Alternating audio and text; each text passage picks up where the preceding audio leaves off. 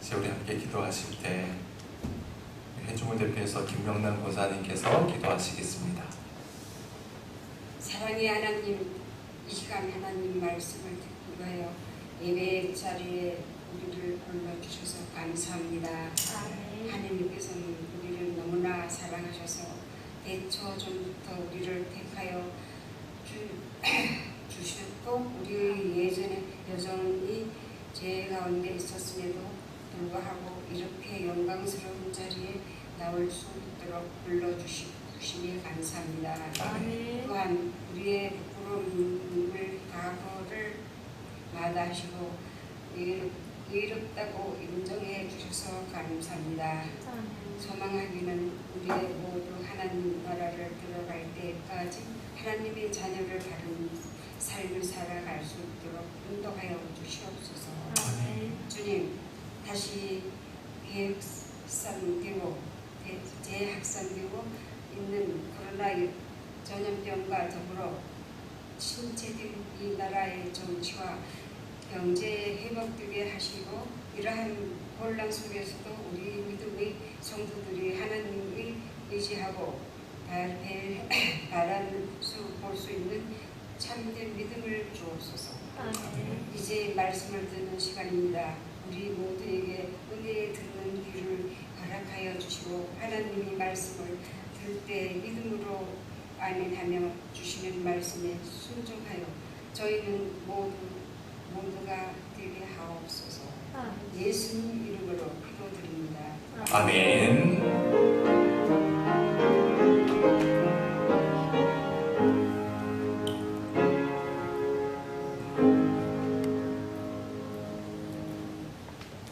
오늘 하나님께서 우리에게 주시는 말씀입니다. 고린도전서 7장 17절로 24절의 말씀입니다.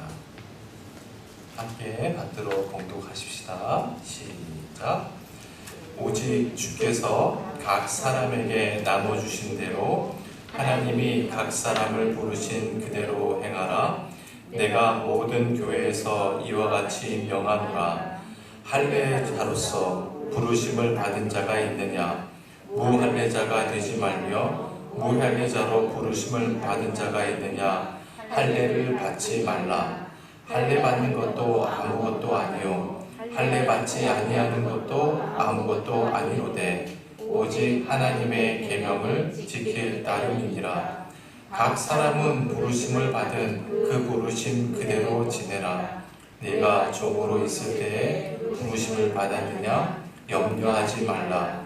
그러나 내가 자유롭게 될 수 있거든 그것을 이용하라. 주 안에서 부르심을 받은 자는 종이라도 주께 속한 자유인이요 또 그와 같이 자유인으로 있을 때에 부르심을 받은 자는 그리스도의 종이니라. 너희는 밥으로 자신 것이니 사람들의 종이 되지 말라. 형제들아, 너희는 각각 부르심을 받은 그대로 하나님과 함께 거하라. 아멘. 사도행전 7장부터는 고린도 교회 교인들의 질문에 대한 바울의 답변이라고 했습니다. 그래서 지난 2주간에 걸쳐서 7장 1절로 16절까지 살펴보았는데, 그 내용은 결혼을 할 것인지 말 것인지, 또한 독신으로 사는 것이 나은지, 또한 배우자와 사별한 이를테면 호라비와 과부의 재혼 문제, 그리고 이혼 문제 등에 관한 고린도 교회 교인들의 질문에 대한 바울의 답변 내용이었습니다. 오늘 우리가 이제 살펴보고자 하는 단락은 그리스도인의 사회적인 신분 혹은 처지에 대해서 그리스도인들은 어떠한 자세로 살고 어떠한 자세로 임해야 하는지, 또한 그리스도인으로 어떻게 처진해야 할 것인지에 대한 바울의 답변입니다. 지난 2주 동안 우리가 살펴보았던 결혼, 이혼 문제, 이런 것에 대한 바울의 답변은 2000년 전 고린도라고 하는 특수한 상황 속에 처해 있는 사람들의 질문이고, 또한 그 상황 속에 있는 사람들에 대한 바울의 답변이라고 했죠. 그래서 바울의 답변은 어떤 것은 주님의 명령이라고 이야기하고 또한 어떤 것은 나의 개인적인 답변이다 라고 구별해서 답을 했습니다. 그런데 오늘 우리가 살펴보고자 하는 이 주제의 내용에서는 오늘을 살고 있는 우리에게도 그대로 적용될 수 있는 삶의 전반적인 질문에 대한 답변이라고 할 수 있습니다. 자, 17절이 이렇게 시작이 돼요. 17절을 봅시다. 오직 주께서 각 사람에게 나누어 주신 대로. 하나님께서 우리 각 사람에게 나누어 주신 것이 있다는 것이죠. 여러분, 지금 우리나라 대통령이 검사 출신이라는 거 여러분 다 알고 계시죠? 검사 출신입니다. 그래서인지 이 대통령의 보좌진들과 또한 내각에 있는 사람들, 그 사람들을 다 자신이 함께 일했던 검사들로 잔뜩 기용을 했죠. 그래서 많은 비판을 받고 있습니다. 그런데 여러분, 사실 이런 비판은요, 이번 정부 들어서만 있는 이야기가 아닙니다. 과거의 그 정부들을 보면 그 대통령의 출신 지역 또는 출신 고등학교를 중심으로 한 인맥들이 중요한 요직에 다 앉았습니다. 자, 그러면 보세요. 이와 같은 현상이 우리에게 주는 메시지가 뭘까요? 사람은요, 무엇을 주든 공평하지 않다는 겁니다. 사람들은 그래요. 이것이 정말 상대방에게 절실하게 꼭 맞는 것인지, 내게 나누어 줄 것이 있을 때 이것을 저 사람에게 주면 그것을 그 사람이 정말 잘 쓸 것인지를 신중하게 따집니까? 절대로 안 따집니다. 누구한테 주는 것이 나한테 유리한지, 대부분 개인적인 유불리의 관점, 이것을 나누어 주면 나에게 유리한지 불리한지의 관점에서 나눠줍니다. 그래서 항상 문제가 생기는 것이죠. 또 그렇게 나눠주고 나면 비판을 받게 됩니다. 그런데 여러분, 우리 하나님께서는 우리와 상대적인 관계를 맺는 분이 아니에요. 하나님은 항상 우리와 절대적인 관계를 맺으시는 분이십니다. 뿐만 아니라 하나님께서는 내가 나를 아는 것보다 나 자신을 더 잘 알고 계신다고 하셨어요. 그렇다면 하나님께서 우리에게 주시는 것은 절대적으로 필요한 것일 수밖에 없는 거 아니겠어요? 따라서 사람이 주는 것과 결코 같을 수가 없는 겁니다. 자, 그러면 하나님께서 주셨다고 하는 것이 도대체 무엇을 의미할까? 17절 말씀 다시 봅시다.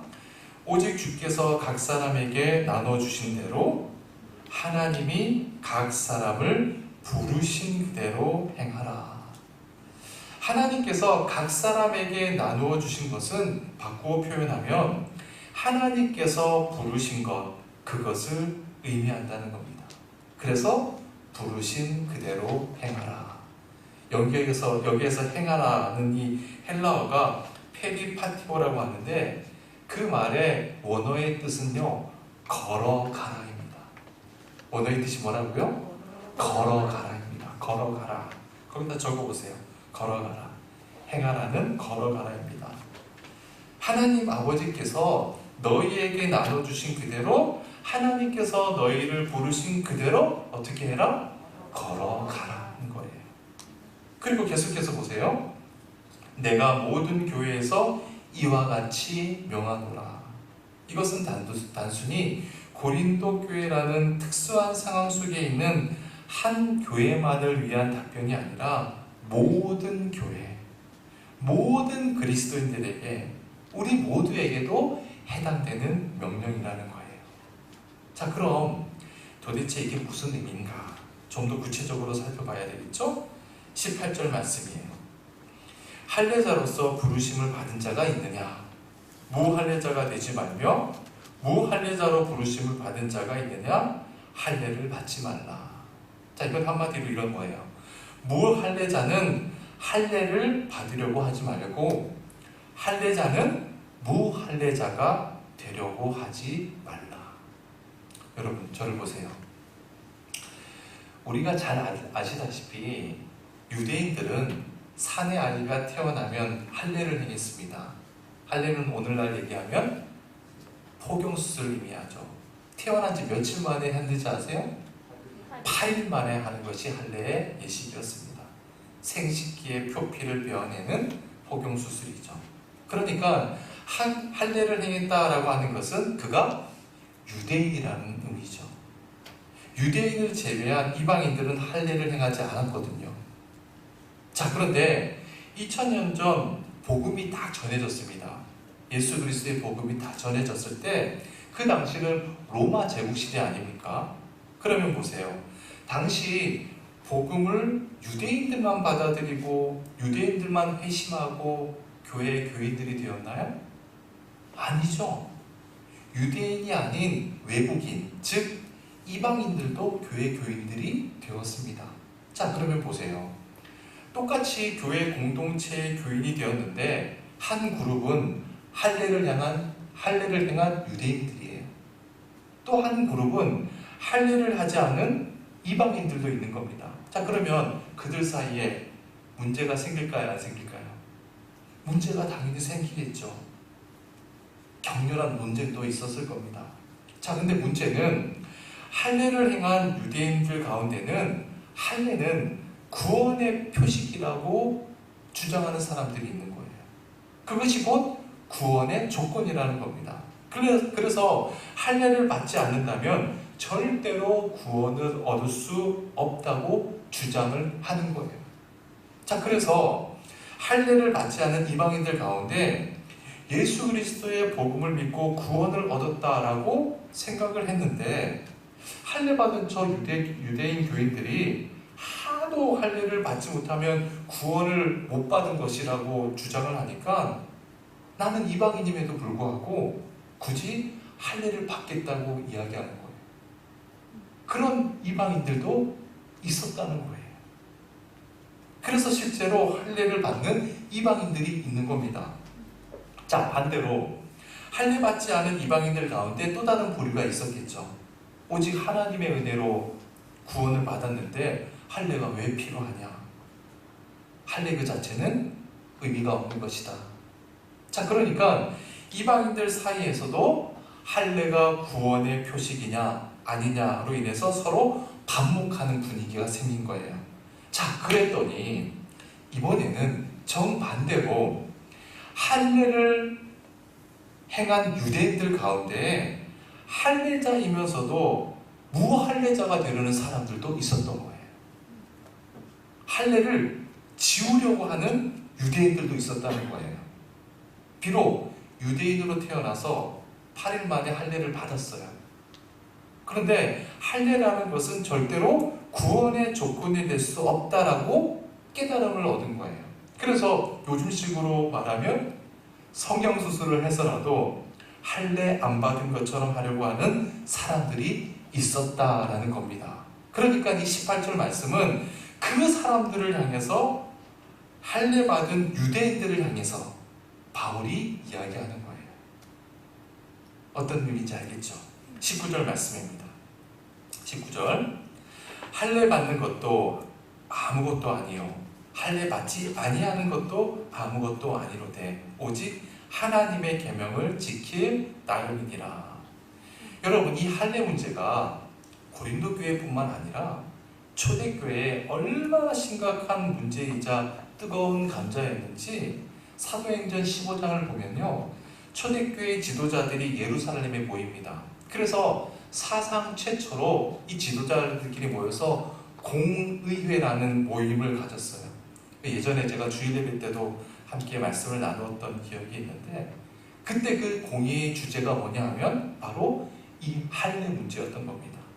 할례가 구원의 조건이냐 아니냐, 그리스도인은 할례를 받아야 하느냐 받지 않아도 되느냐.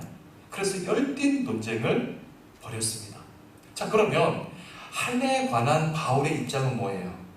19절에 보니까 할례를 받는 것, 안 받는 것, 그거 하나님 앞에서 아무것도 아니라는 거예요.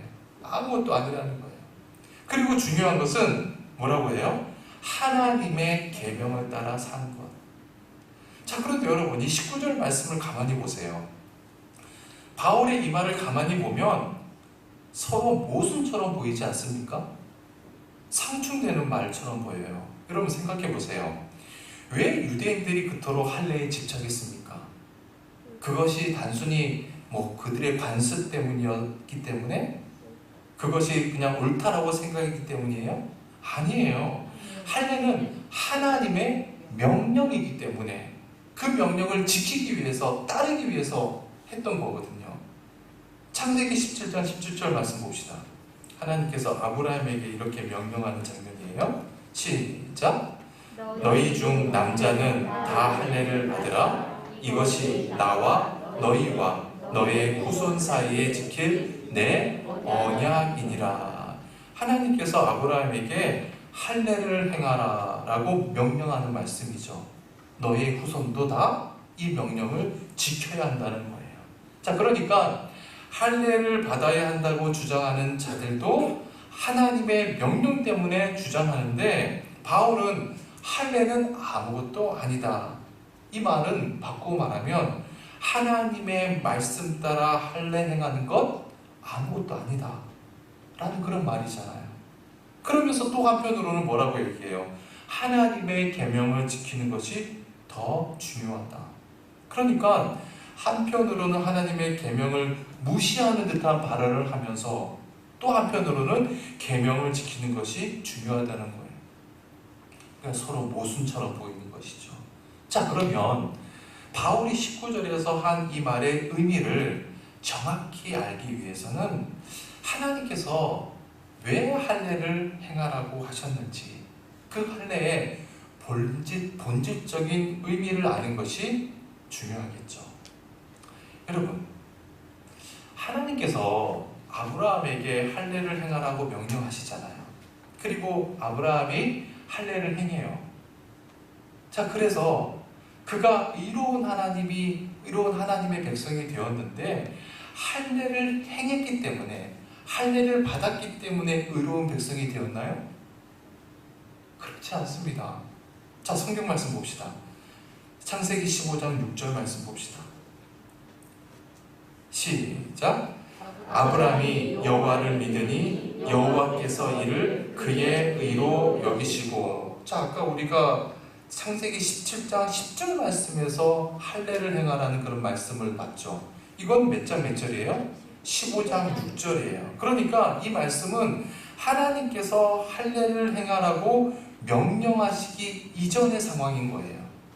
그러니까 하나님께서는 할례 명령을 하시기 이전에 이미 아브라함의 그 믿음을 보시고 아브라함을 의롭게 여기셨다는 거예요. 그러니까 아브라함은 하나님을 믿음으로 하나님의 은혜로 이미 의롭다함을 받았던 사람인 것이죠. 따라서 하나님의 은혜로 하나님의 의로운 백성이 되었다는 증표가 바로 할례였다는 겁니다. 즉 할례는 구원의 조건이에요, 아니에요? 아닌 거예요. 자, 그래서 바울이 로마서 4장 11절에서 할례를 이렇게 설명했습니다. 잘 보세요. 로마서 4장 11절 말씀. 제가 읽어볼게요. 그가는 누구예요? 여러분? 그가는 누구예요? 아브라함이죠. 아브라함이 할례의 표를 받은 것은 그 다음 뭐라고 해요? 무할례 시에. 이것은 무슨 얘기예요? 할례를 받지 않았을 시에, 할례를 받지 않았을 때, 그 말이에요. 그 다음 다 같이 읽어봅시다. 시작.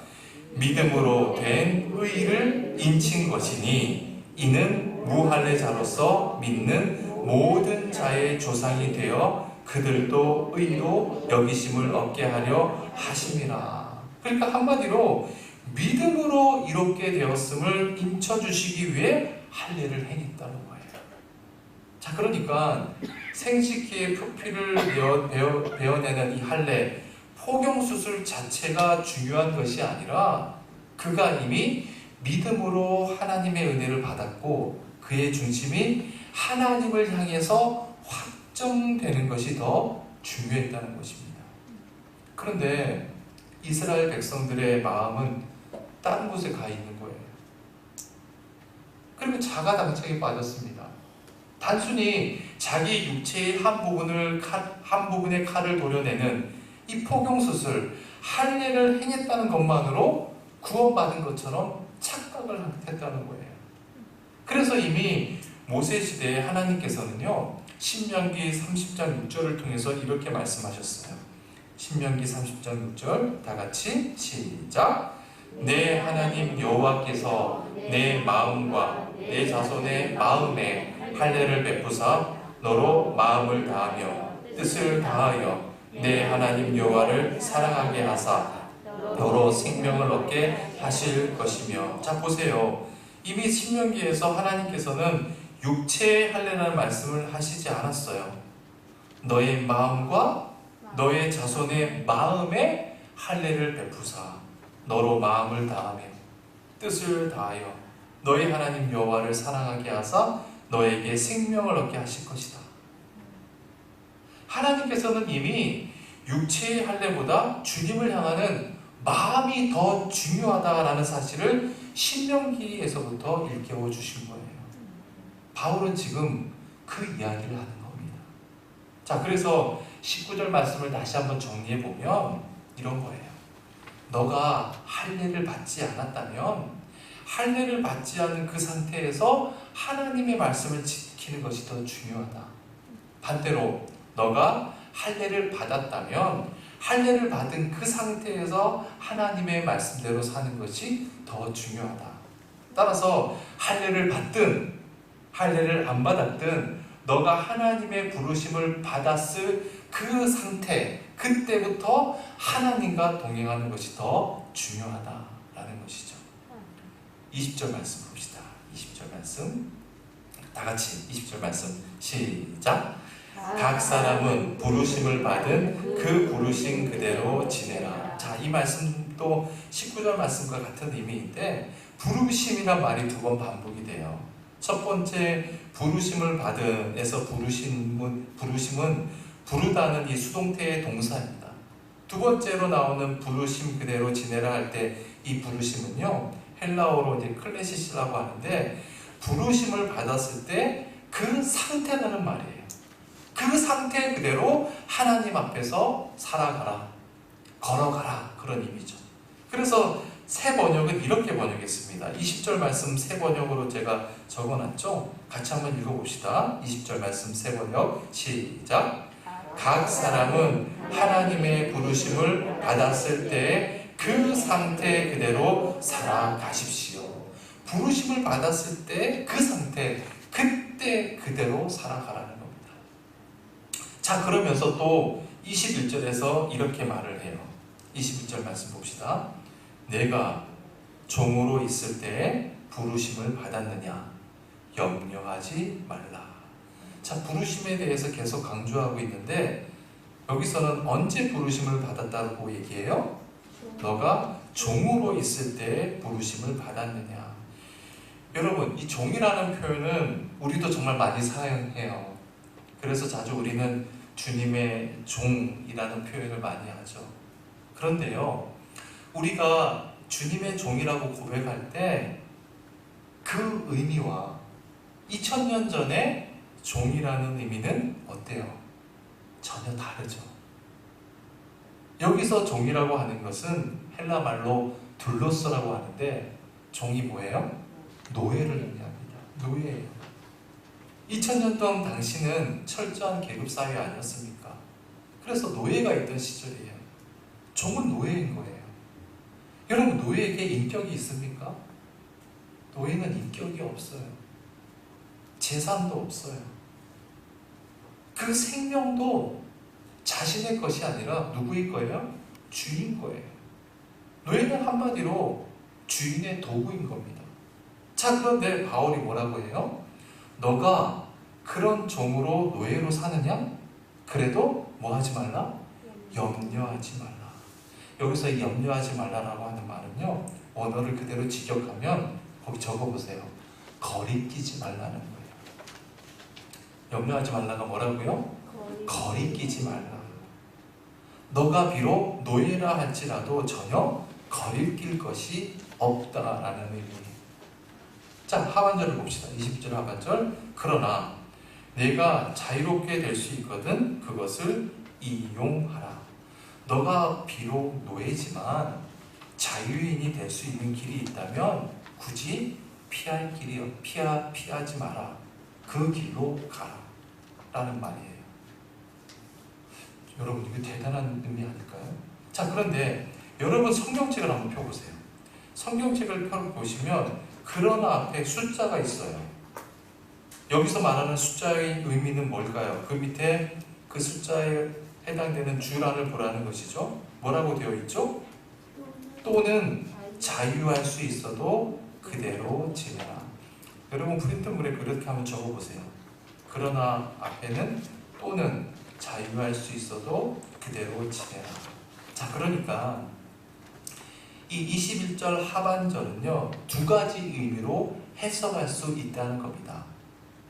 첫 번째는 자유할 수 있는 길이 있거든 그 길을 택하라 라는 의미로 해석할 수 있고, 또 한편으로는 자유할 수 있는 길이 있어도 그대로 지내라 라고 번역할 수 있는 겁니다. 두 가지 의미로 다 해석이 되는 거예요. 그러니까 다 상반되는 의미죠. 그러니까 실제로 바울이 어떤 의미로 이 말을 기록했는지 우리는 정확히 알 수가 없어요. 왜냐하면 사본마다 이 내용이 좀 다르기 때문에. 중요한 것은 이 21절 말씀의 무게 중심은요, 뒤에 있는 게 아니라 앞부분에 있는 거예요. 내가 종으로 있을 때에 부르심을 받았느냐 염려하지 말라. 너가 노예라 할지라도, 종이라고 할지라도 거리끼지 말라. 자, 여러분, 그렇다면 거리끼지 않을 수 있는 근거, 그 이유가 도대체 무언가?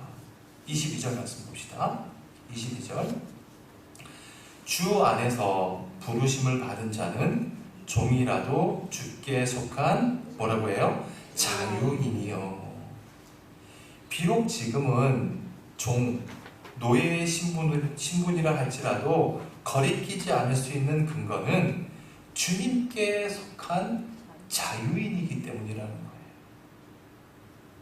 여러분, 내가 이 세상에서 내 신분이 종일 수 있어요. 노예일 수 있습니다. 하지만 내가 하나님을 믿어요. 그리고 눈을 들어서 하나님을 배워요. 그러면 나는 하나님과의 관계 속에 있기 때문에 하나님은 우리를 자유하게 하시는 분이라는 거예요. 내가 하나님 안에 있으면, 하나님과 관계 속에 있으면 하나님은 우리를 자유케 하시는 분이에요. 자, 그렇다면 하나님께서 대체 우리에게 주시는 이 자유라는 게 뭘까요? 우리 뭐 자유하자, 우리 성경에서 자유라는 말이 많이 나오잖아요. 우리는 정말 자유해야 된다. 그런 말을 많이 하는데, 자유에 대해서 세 가지로 정리할 수 있습니다. 한번 적어봅시다. 첫 번째는 어떤 자유냐면 죄와 사망으로부터의 자유입니다. 첫 번째가 뭐라고요? 죄와 사망으로부터의 자유. 자, 바울이 로마서 8장 1절과 2절에서 이렇게 증거했습니다. 함께 읽어봅시다. 시작. 그러므로 이제 그리스도 예수 안에 있는 자에게는 결코 정죄함이 없나니 이는 그리스도 예수 안에 있는 생명의 성령의 법이 죄와 사망의 법에서 너를 해방하였습니다. 여러분, 죄의 삭은 뭐예요? 사망이죠. 따라서 우리는 모두 죽어야 해요. 그런데 하나님의 독생자이신 예수 그리스도께서 우리를 위해서 십자가에서 친히 죽으셨어요. 그래서 우리는 죄로부터 해방된 거예요. 자유함을 얻게 된 겁니다. 하지만 그것으로만 끝났으면 죄의 자유함은 얻을 수 있지만 사망으로부터의 자유함은 얻을 수가 없죠. 그런데 예수님께서 죽음을 깨뜨리시고 부활하심으로써 우리에게 영원한 생명의 길이 주어진 겁니다. 자, 그러니까 보세요. 내가 하나님을 믿고 하나님을 바라보면서 그리스도 안에서 하나님과의 바른 관계를 맺으면 그때부터 우리는 죄와 사망으로부터 자유하는 참 자유인이 되는 거예요. 자, 두 번째로는 나를 둘러싸고 있는 모든 제약으로부터의 자유예요. 제약, 죄악이 아니라 제약입니다. 다 같이 시작. 나를 둘러싸고 있는 모든 제약으로부터의 자유예요. 여러분, 내가 가난할 수 있어요.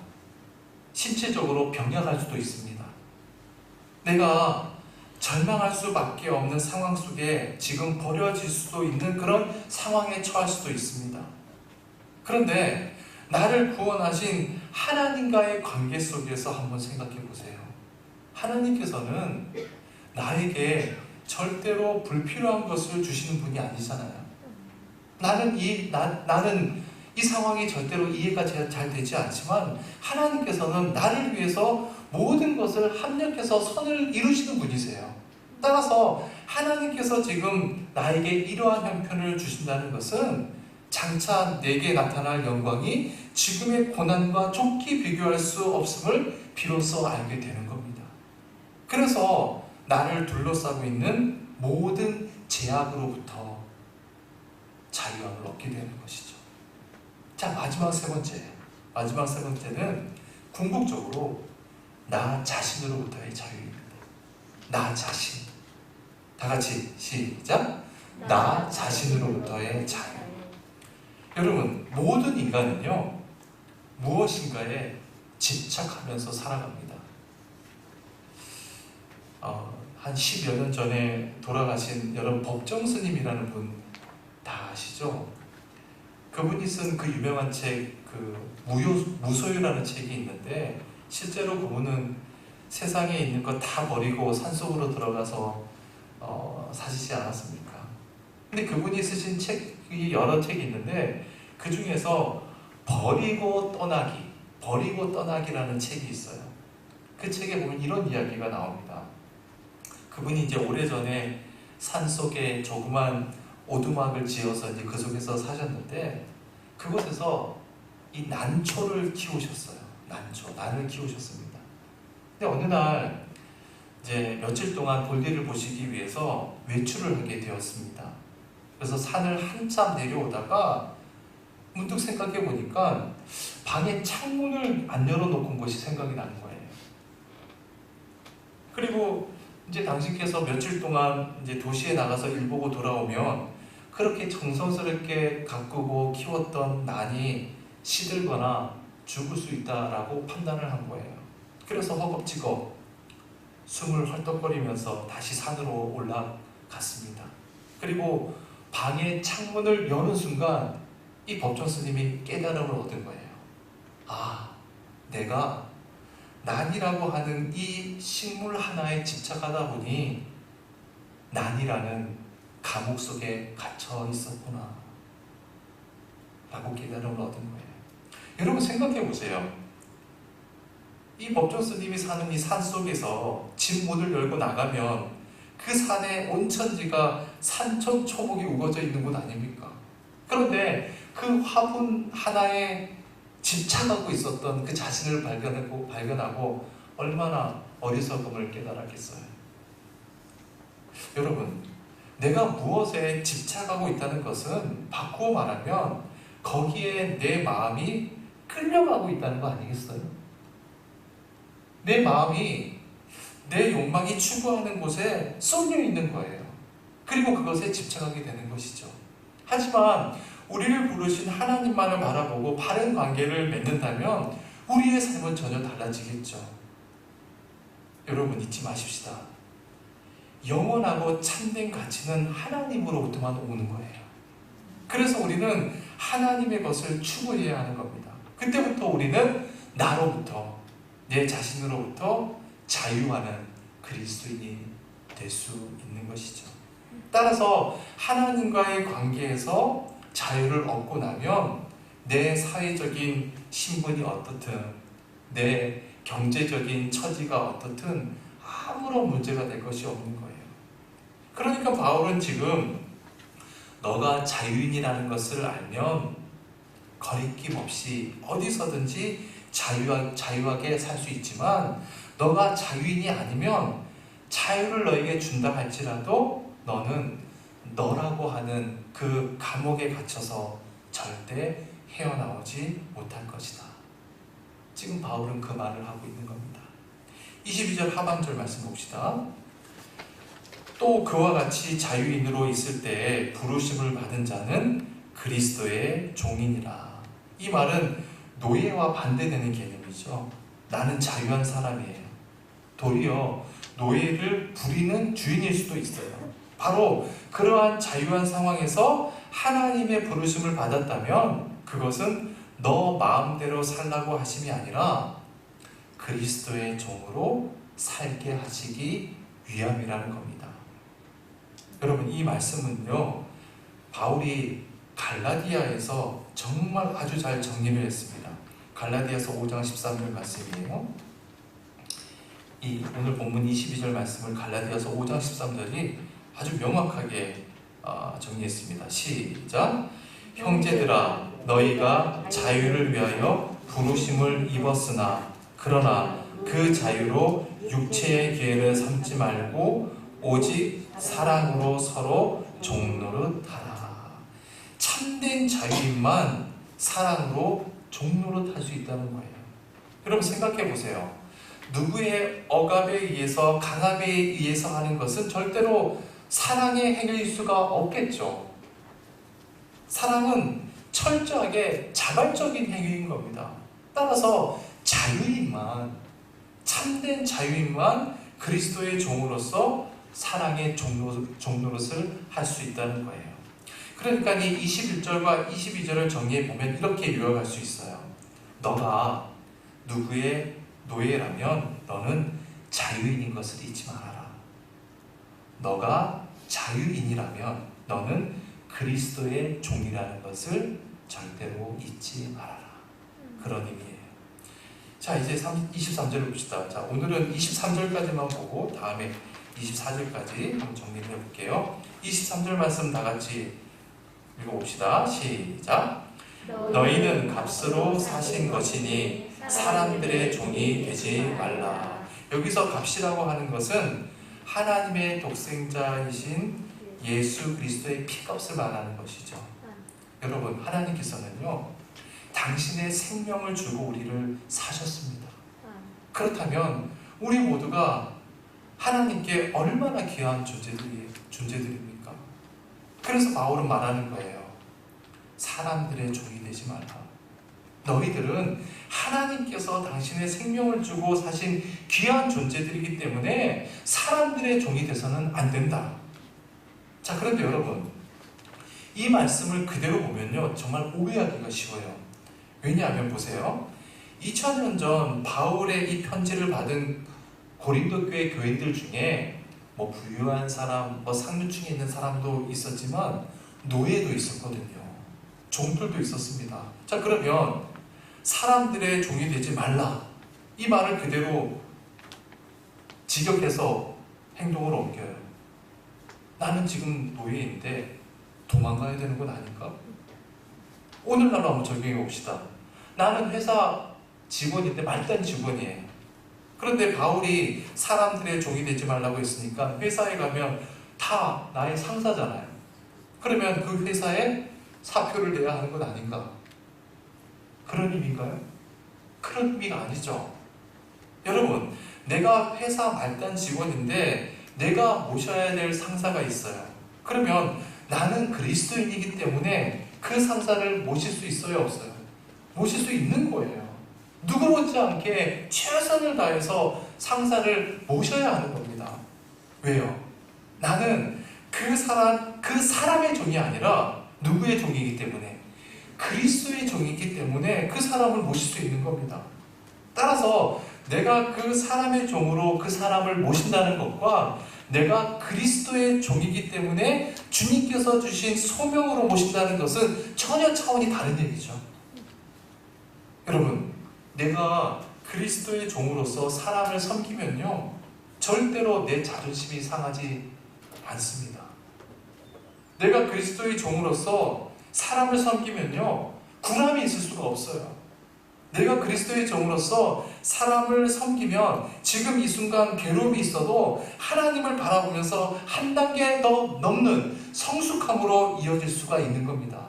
그런데 내가 주님을 믿는다고 하면서도 그리스도의 종으로 사람을 섬기지 못하고 그리스도보다 사람을 더 중요시하면서 사람의 종이 될 때 우리는 일평생 자유인이 아닌 비굴함과 노예의 열등감 속에서 살아갈 수밖에 없는 겁니다.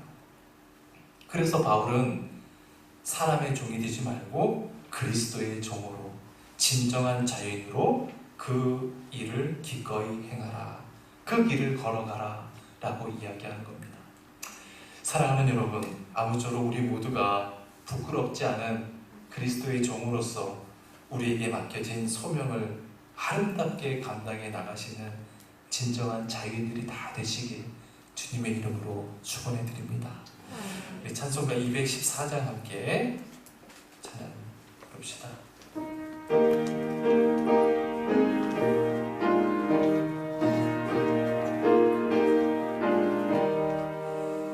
나 주의 도움 받고자 주 예수님께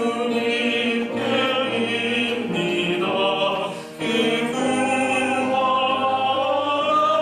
구원하시사 날 받아주소서. 내 모습 이대로 주 받아주소서. 날 위해 돌아가신 주 날 받아주소서. 큰 죄에 빠져 영죽을 날 위해 피 흘렸으니 주 형상대로 잊으사 날 받아주소서. 내 모습 이대로 주 받아주소서. 날 위해 돌아가신 주 날 받아주소서. 사전합시다. 내 주님 서신 발 앞에 나 굴러 엎드렸으니 그 크신 영상 이루게 날 받아주소서. 내 모습 이대로 주 받아주소서. 날 위해 돌아가신 주 날 받아주소서.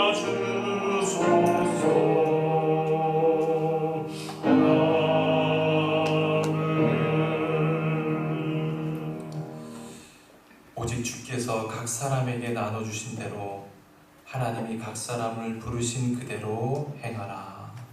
사랑의 하나님, 바울은 여러 차례 되풀이해서 각 사람에게 나눠주신 대로 부르신 그대로 그 길을 걸어가라고 명령하고 있습니다. 소망하기는 어떠한 상황에 처하든 그 상황 속에서 그리스도인으로 걸어가게 도와주십시오. 그 상황 속에서 해야 될 것을 반드시 행하게 도우시고 끊어야 될 것을 기필코 버리는 용기도 허락하여 주옵소서.